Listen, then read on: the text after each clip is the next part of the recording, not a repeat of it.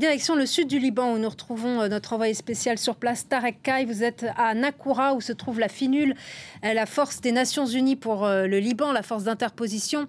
Avec la poursuite des échanges de tirs entre le Hezbollah et l'armée israélienne, la FINUL est indispensable pour empêcher que la situation déjà inflammable ne dégénère.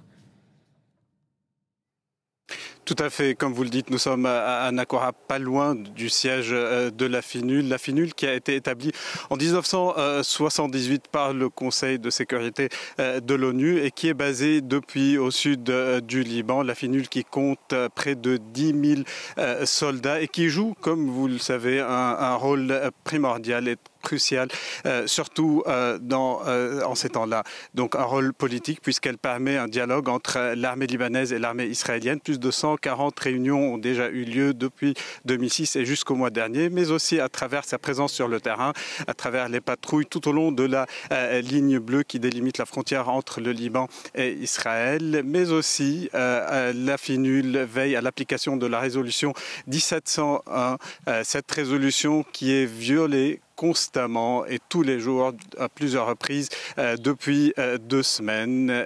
Écoutons le porte-parole de la FINUL donc, qui parle exactement de ces exactions et donc de cette résolution 1701 qui est violée quotidiennement.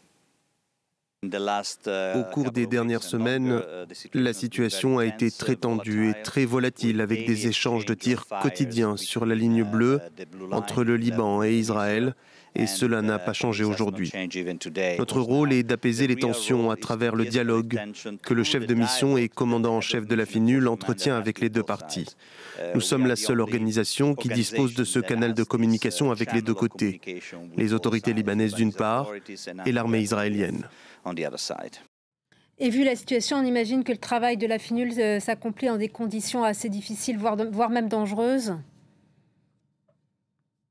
Tout à fait. Jamais depuis 2006, la situation n'a été aussi tendue sur cette frontière entre le Liban et Israël. Depuis le 7 octobre, le quartier général de la FINUL a été bombardé à plusieurs reprises, obligeant les soldats à se réfugier dans les abris. Le contingent ghanéen a été également ciblé. Il y a 2 jours encore, la façade du bâtiment a été frappée par une roquette. Il y a moins d'une semaine, le ministre allemand de la Défense a été en visite dans la région. Il avait mis en garde contre justement un retrait de la FINUL du sud du Liban. De son côté, le porte-parole de la FINUL rassure qu'il n'est pas question actuellement d'un retrait ou d'un redéploiement de la FINUL du sud du Liban.